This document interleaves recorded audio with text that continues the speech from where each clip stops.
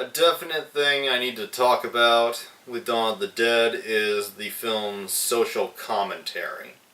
The Dead films, even Night of the Living Dead, depending on the point of view, because Romero had not intended for that film to have any real commentary to it, these particular scenes are put up to interpretation with the way that they are done, and there are so many ways to look at these things.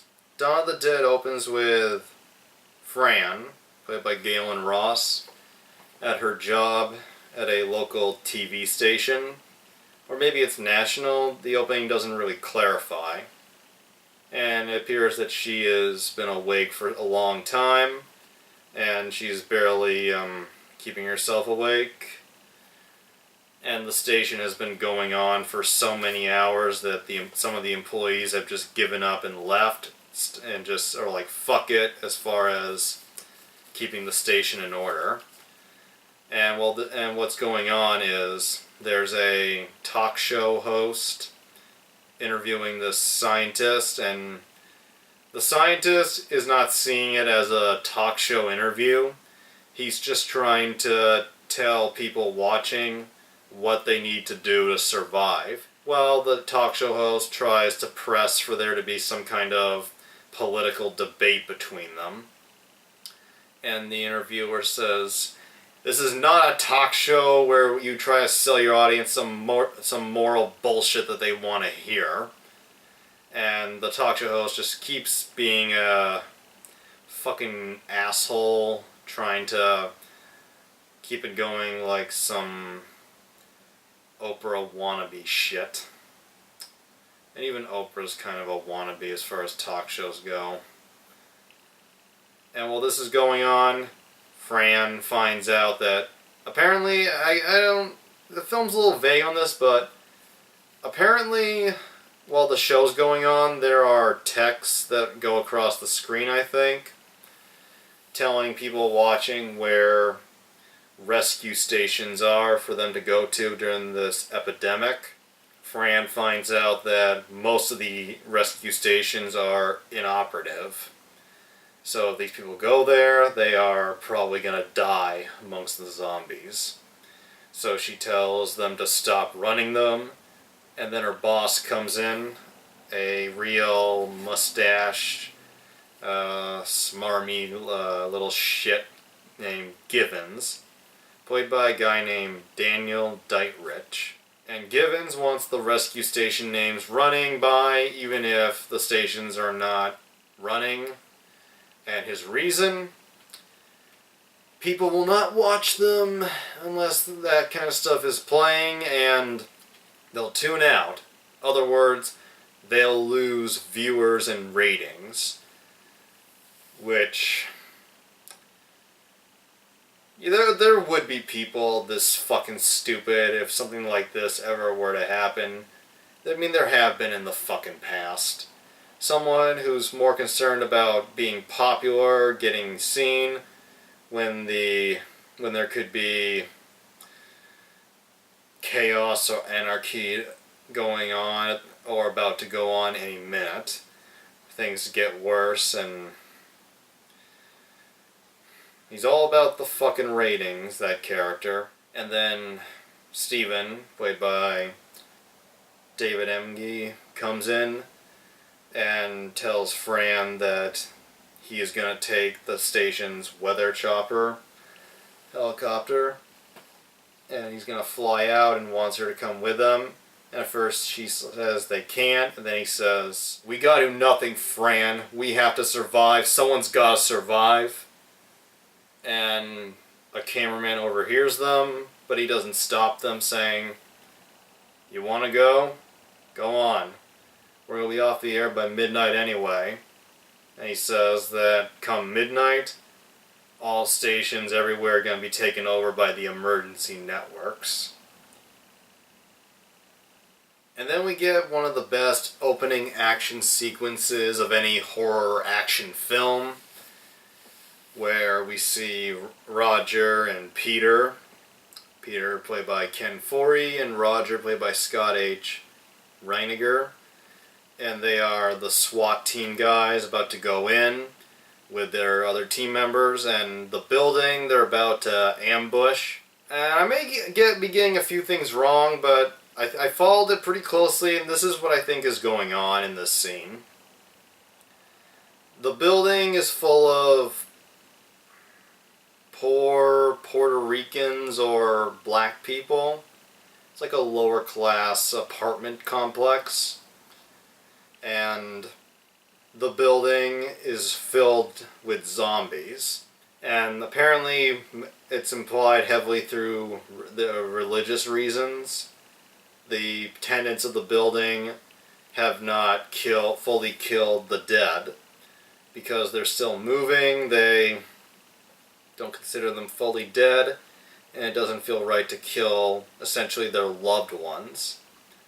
So they've kept them all rounded up in their basement, and the SWAT team has to break in and take out the zombies along with any of these people who show resistance or have weapons.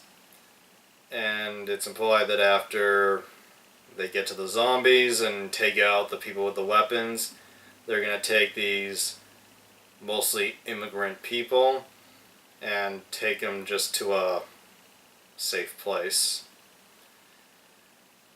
There's a lot of complexities to this opening scene, a lot of layers that really make you think, especially given how things are today.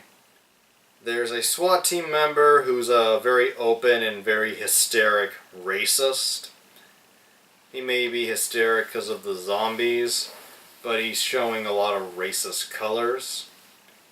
This guy it's a small, very one-dimensional character. It's only for like a scene, but this character helps speak to some levels. This character is named Wooly, played by James A. Baffico, Baffico.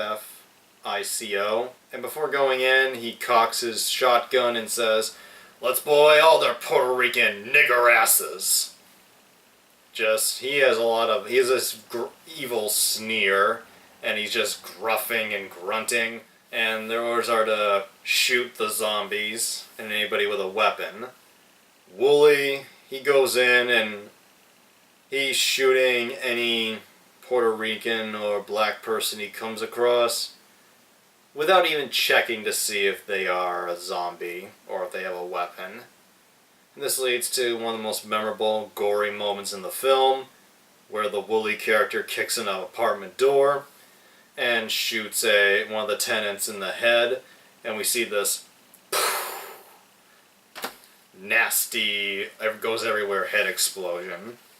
And this leads to Peter actually killing the rogue SWAT member. And after this scene, we see Roger with a younger SWAT guy go into an apartment with a zombie, and this younger guy is so overwhelmed, and he's obviously new to the job. He can't bring himself to shoot it in the head, and even though he has a shotgun, and he ends up cowering backwards so far that he's on his back against the wall, sitting, and when the zombie's like this far away, this younger guy shoots it finally with his revolver, but he can't handle either what just happened or the whole epidemic in general, that he commits suicide. I told you there's some very depressing moments in this film. And we see this, I don't know if this counts as a commentary, but we see this scene where Peter and Roger are in the basement where most of the zombies are kept. And they go in and they see them all lying there in circles and eating the flesh off of severed limbs. And I think it was Scott Reiniger, maybe it was Ken Forey, but one of them said that when they filmed that scene, they were not told exactly what it was going to look like when they filmed this scene of mass cannibalism. So when they went in and saw these actors in their makeup eating these prop limbs, it was so realistic that according to one of them, they were very disturbed by what they saw. Like, it was, overwhelming in the filming event. And quick thing before I move to the next part. Scott H. Reiniger's grandmother wanted to see Dawn of the Dead. I read this on IMDb. I read that she wanted to see the film, and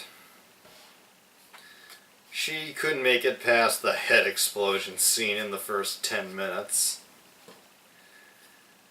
Oh, grandmas. My grandma, she's not a complete wimp. She was a nurse, so she has seen actual gore, but she probably wouldn't handle a show like this. I mentioned earlier that there is a part near the end involving bikers.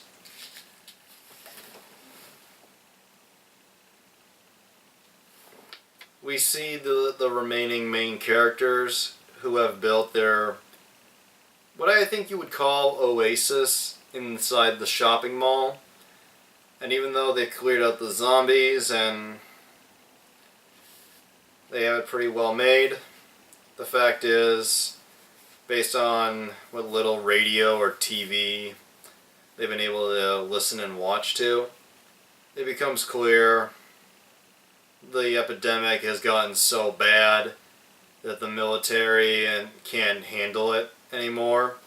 They can't take care of it, and fighting the zombies has become pretty hopeless.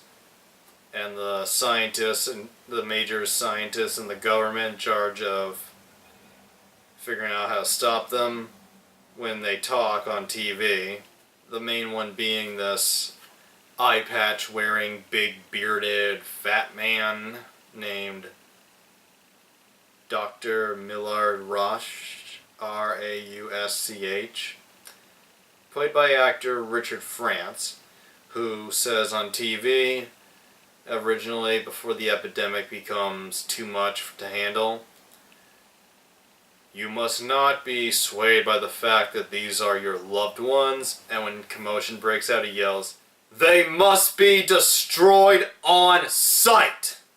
And after the epidemic gets worse, he's suggesting that they save some zombies and study them, which actually is not a bad idea, but given the way he's saying it, he sounds like he's losing his grasp of reality. Or he's just hopeless and he's trying to make others think it's not hopeless.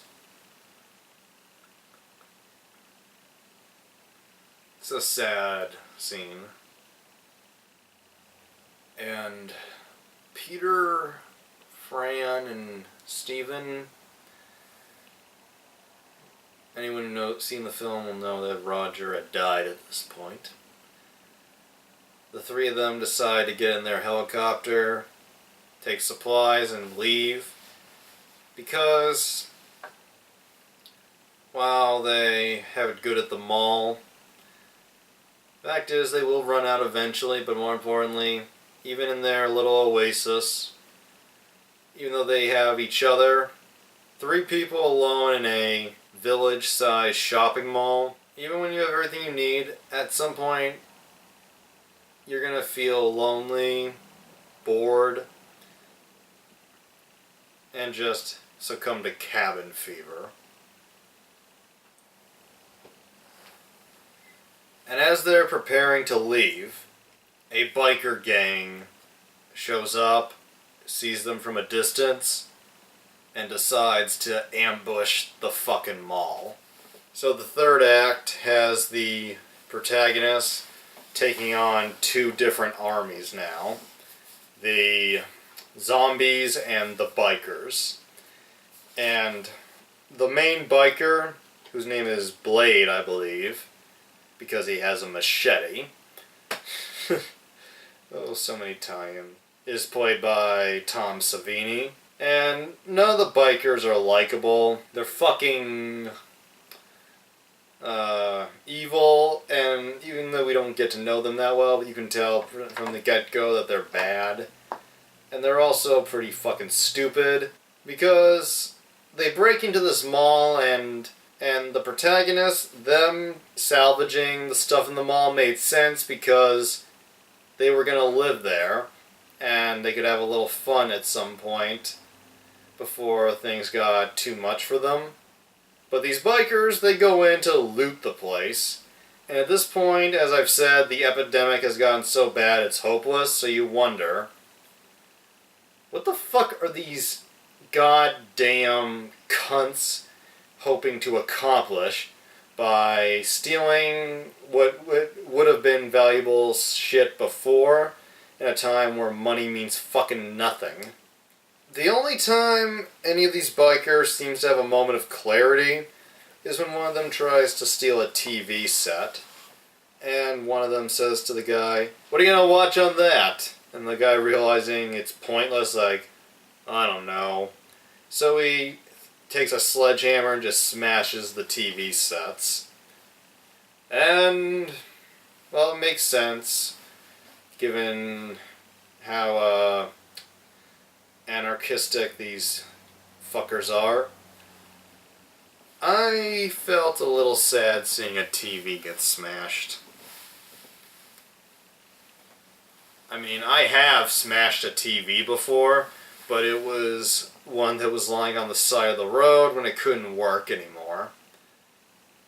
I don't know, maybe I'm a hypocrite, but it's part of being human. And Tom Savini's biker character, Blade, he has some good moments, some good kick-ass moments. Even if Savini's role is minimal, he always gets to have a moment where he is an ultimate badass. He does a Chuck Norris knockoff kick against a zombie and says, "Say goodbye, creep." And then he just swings his machete right into the zombie's forehead. And he even gets a funny racist moment. He's chasing Ken Foree, and Ken is able to get away from him just in the nick of time. And Savini, who, from what I read, is a talented fencer, sticks a fencing sword, go with it, at an air vent and yells, "I see you, Chocolate Man!"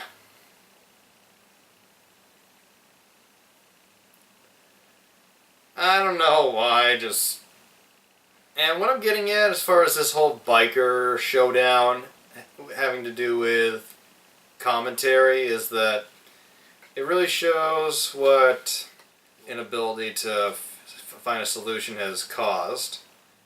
People who are very close to giving up on society and who go into anarchy. And it's a scary idea. I mean, it is just a zombie movie, but there can be some parallels here to certain ways things are in real life that could really make you think. Maybe I'm not the best person to talk about this, but it's a thought.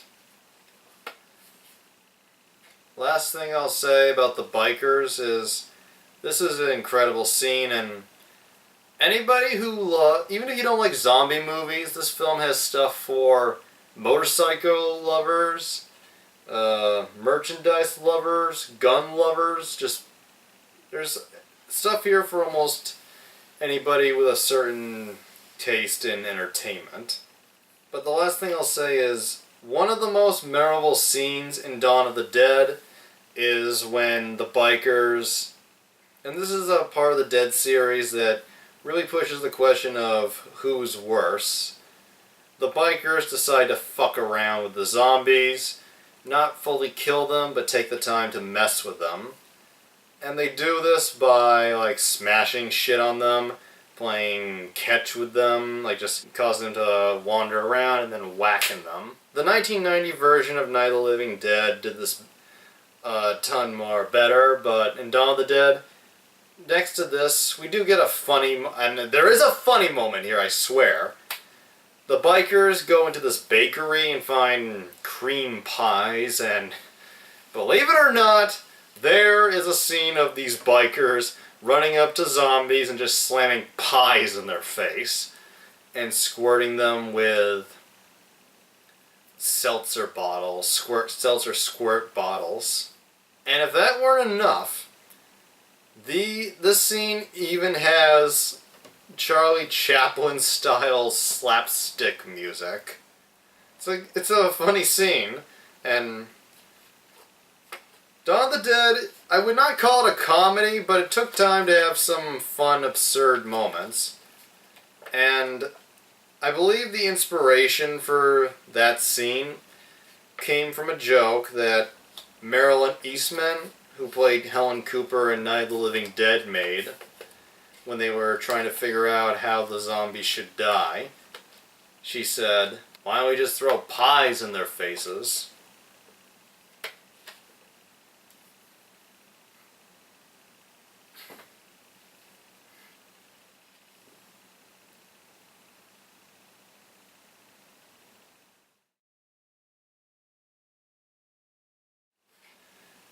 I've had this box for almost 6 years now,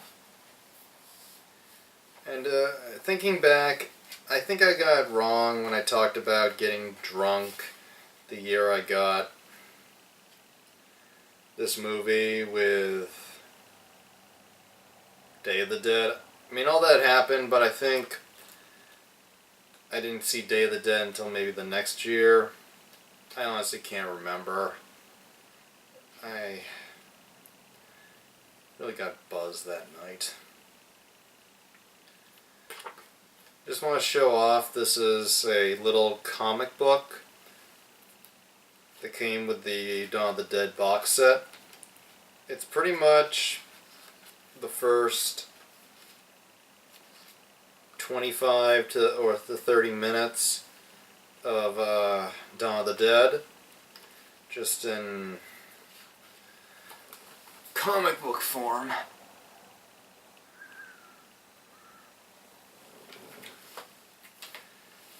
And next to that is just a little selection page talking about the 4 discs that come with this.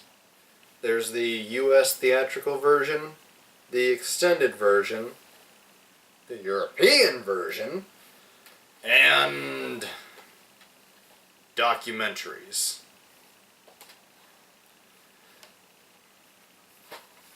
And for anyone who may not know, that there is George A. Romero. He's a lot older now, and he's got a ponytail. Lost some weight, I think. But he's still George. Still very talented, very friendly, very cool.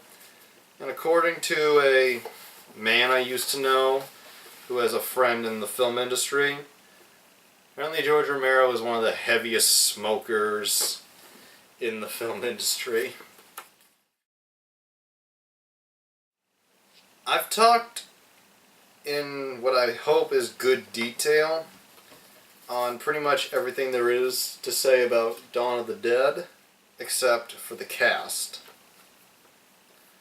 Now, I want to get to the main players, so I'll just run through the supporting actors quickly. The talk show host at the beginning is named Mr. Berman, played by David Early. Plays a good, pretentious asshole. Dr. Foster, who's trying to argue how people can survive the whole thing. It's played by a guy named David Crawford. As far as I know, we have no relation. Givens, the cunty television studio boss, played by Daniel Dietrich. The racist SWAT team member named Wooly is played by James A. Bufico. The scientist who believes the end is here, everything is hopeless, is played by Richard France as Dr. Millard Rush. And Tom Savini plays a biker named Blade. And it's almost impossible to give the much-deserved credit to the zombie actors because I looked through the whole goddamn IMDb cast page and I can only find, as hard as I looked, 2 names to match with some of the zombies in this film. Everybody who played a zombie in Dawn of the Dead was fucking fantastic. Just amazing. And I'm starting to have that drunk voice again.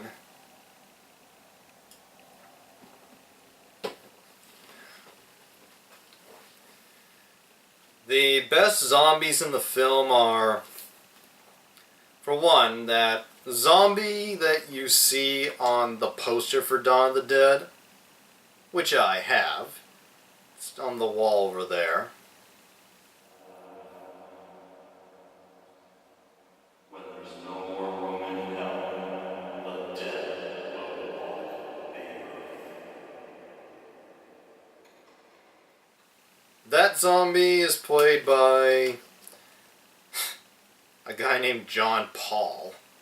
And there's a scene where a zombie is killed by having a screwdriver shoved right into his brain through his ear. And that zombie is played by a guy named John Harrison.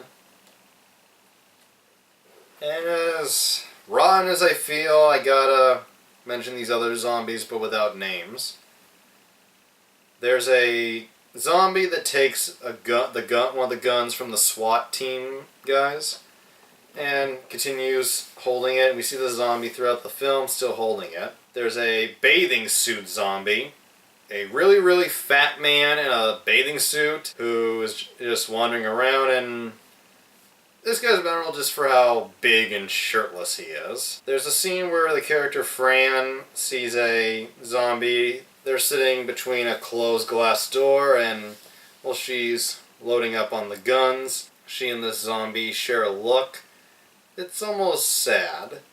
Like, the zombie's just sitting there looking at her, almost like it remembers something. And she's looking at it with a face that says,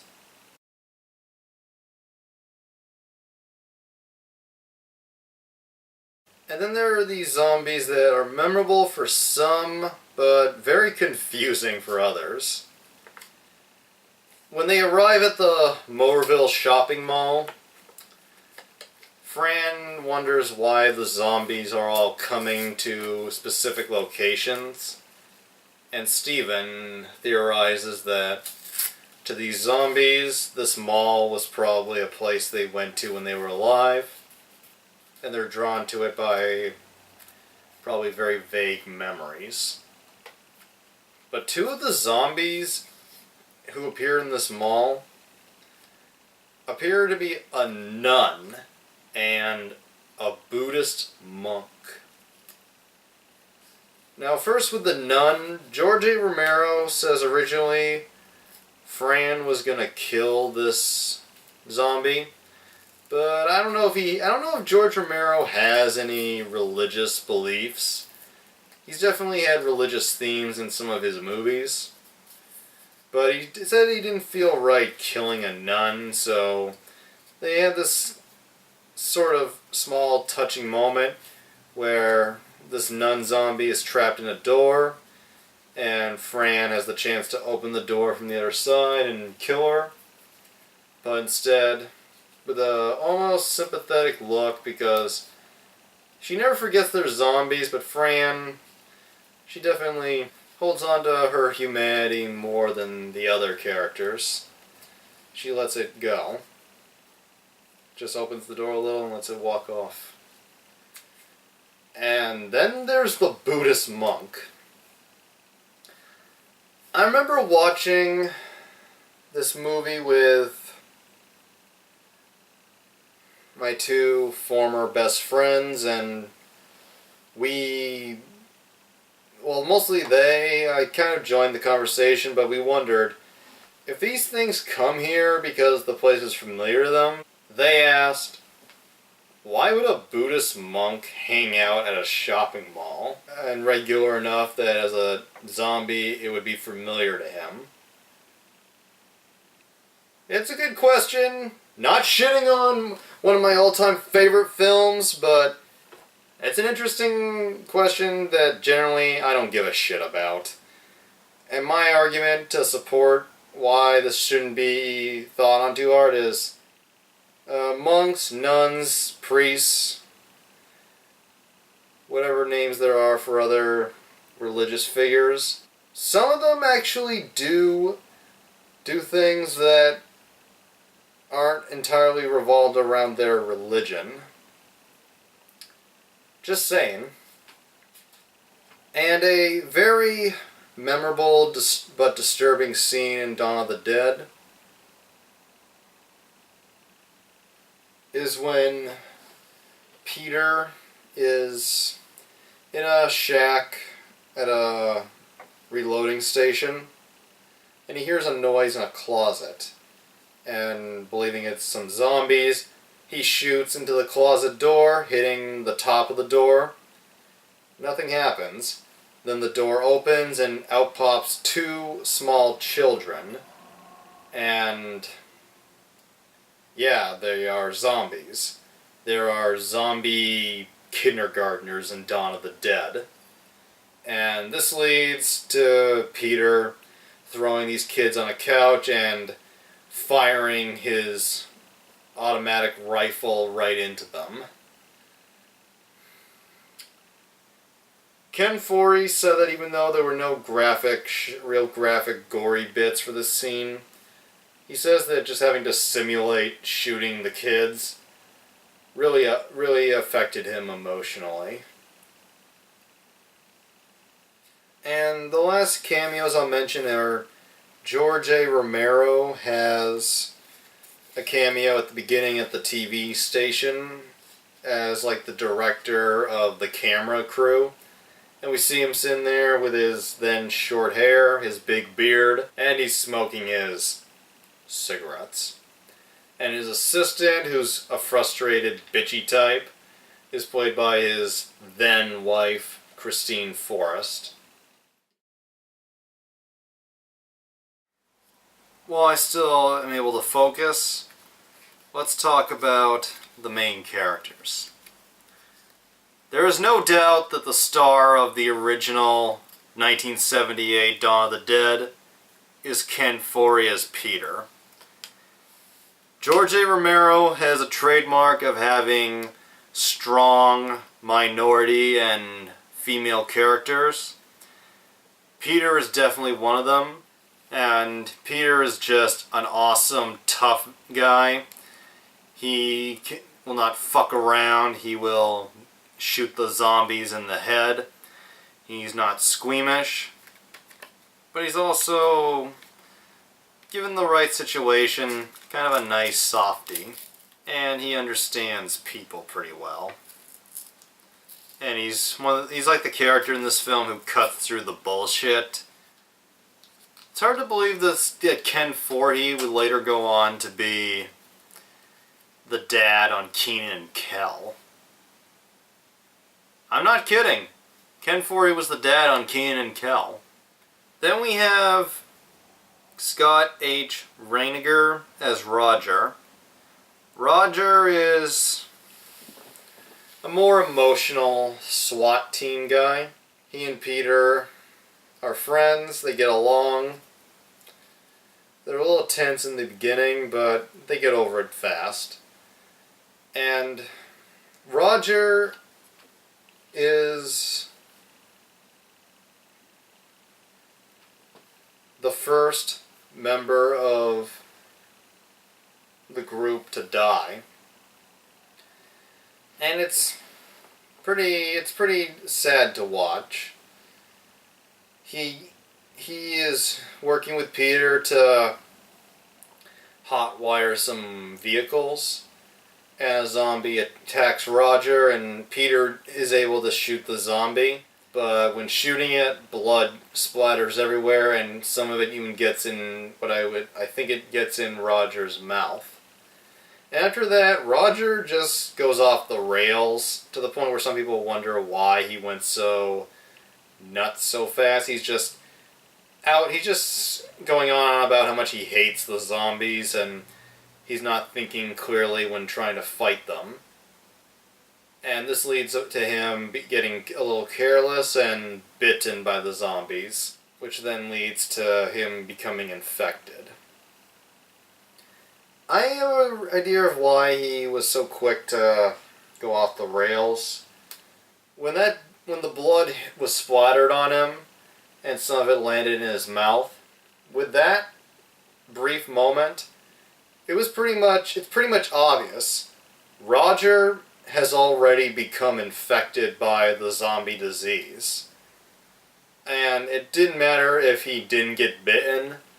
The fact that he had that kind of contact with it guaranteed pretty much that he would succumb to the virus, whatever it is. Whatever is causing the epidemic. So you figure maybe he thought, I'm dead anyway, might as well go all out. And his death scene,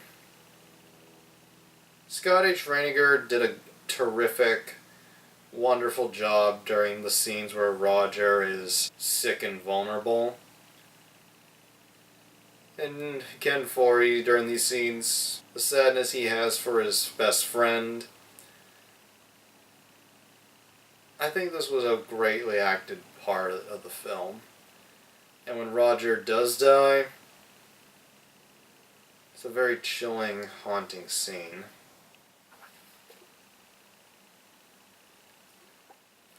And then we have David Emge as Steven. And Steven, in my opinion, while Roger is a bit more wild and a little free-spirited at times, Steven is definitely the hardest character to like. He's stubborn, he's not as skilled in weapons as the others, and his actions in the first act almost lead to them getting attacked or killed. And he's also a bit of a sexist asshole. Francine, who he's called Fran throughout the film, who is played by Galen Ross. Fran is one of the best strong female characters that I personally have seen in a horror film. She's a good, strong character, and they do have a few scenes showing her making it clear that she wants to be a part of the group and that she does matter to them. That she's more than just the lady who just sits around. And they pull these scenes off pretty well, and Peter and Roger go with it because they need all the hands they can get. But Steven, he is the most resistant to having her join the group. And we later find out there is some reason for this. We find out that Fran is pregnant. This leads to an interesting scene that for the 70s was a taboo place to go to. They bring up the idea of possibly her having an abortion, because apparently Peter knows some medical skills. And one of the hardest moments with Steven that makes you almost want to kick his ass is after Fran was almost killed by a zombie and they're going out by themselves, and she agrees not to go out with them because pregnant, but she demands they leave her a gun so that she can defend herself in case something happens, which makes sense. But Steven, he's being a real pouty sack of shit. When he gives her a gun, he just slams it and looks pissed. Like he just would have her sitting around. And I get the whole worried about being pregnant part, but even as pregnant, she would need something to defend herself. And this doesn't make me hate Steven entirely, because he does grow. But in those scenes, you think he's being a dumb, sexist prick. And it's pretty, Fran is just wonderful, awesome. She doesn't scream at all throughout the whole film, because Galen Ross said to George Romero that she thought this would take away some of the strength from the character. And after one mistake of asking her one time, Romero went with her idea. Last thing I'll say about Fran is they did a great job with her character. Galen Ross is a terrific actress. She could be very tough. She could cry. She could also genuinely intimidate you. And they pulled off the scenes of her speaking her voice and letting them know that she's in it with them without making her come off as unlikable. It made her come off as very relatable, and I think virtually every boy or man who watches this movie would definitely want Fran on their team. And the film managed to convey this stuff without turning it into a preachy feminist shitstorm. And until we got Frances McDormand as Margie from Fargo, I think Fran was probably the most badass pregnant woman we'd ever seen in a film. I honestly don't have too much more to say about Dawn of the Dead. If I did, this would be a 6-hour review, and I feel these things need to have a time limit. This review is definitely being split into 2 parts when I edit it. Dawn of the Dead has no official rating from the MPAA because they refuse to give it an R unless Romero cut a ton of scenes. And good on George, he didn't cut them. He just put it out unrated, which led to trailers featuring a disclaimer that said, while there is no explicit sex in this movie, it is of a violent nature where no one under the age of 17 will be admitted. And a cardinal rule that most zombie movies uphold is that when characters talk about the zombies, they never use the word zombie to describe them. At least for Romero's movies. I know Land of the Dead had a moment where Dennis Hopper said it, but maybe it's the unrated version I saw, so maybe it was just in the unrated. But in the original Dead movies, in Dawn of the Dead, we get the only utterance of the word zombie in any of these 3 films. And it just comes out of nowhere that it's a little surprising. Peter says over the walkie-talkie to Steven before the big showdown with the bikers,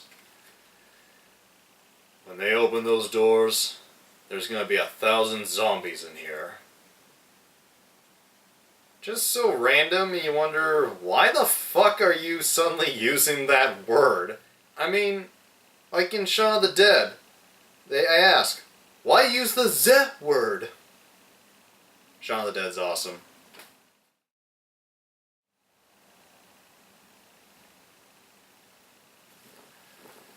For those who have seen Dawn of the Dead, you'll know that Steven becomes a zombie near the end. And, well, it is sad to see his character, who we did grow to like over the film, die. David Emge as a zombie, he is great. And George Romero has gone on record in saying that David Emge's walk, his zombie walk, is George A. Romero's personal favorite out of every zombie walk that has been featured in any of his Dead movies. Now that is saying something.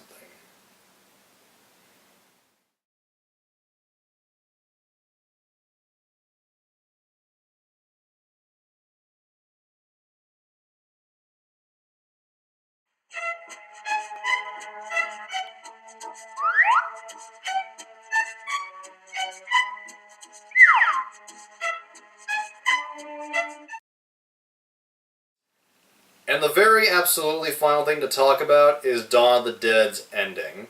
Steven and Roger have died, the bikers have fucked everything up, the zombies are back in the mall, and Fran is heavily pregnant and is ready to fly the chopper out. Peter says he doesn't want to go, that he just wants it to end, so he stays behind, and it looks like he is gonna commit suicide with a Derringer. The original ending involved Peter killing himself, just as we see him contemplate doing. And Fran, I guess because she didn't want to be alone, committed suicide herself. And it's been debated whether or not this ending was actually filmed.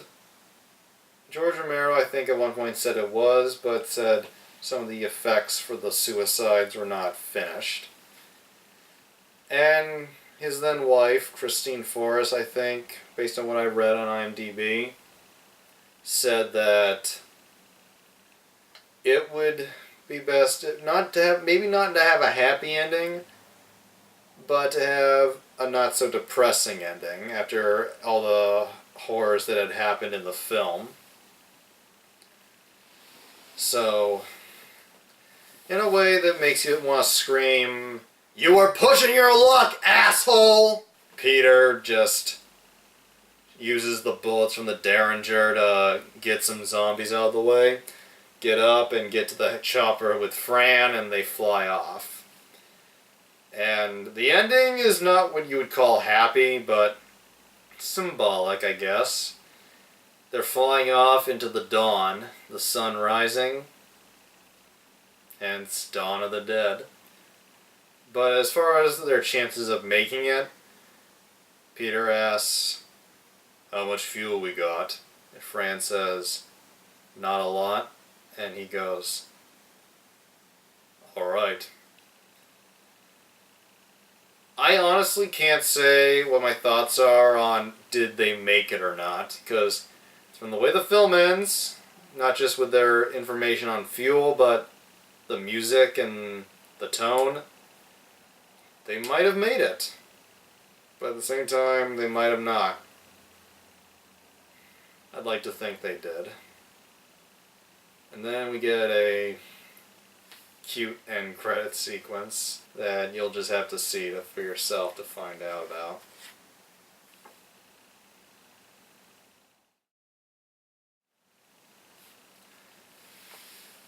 Wow!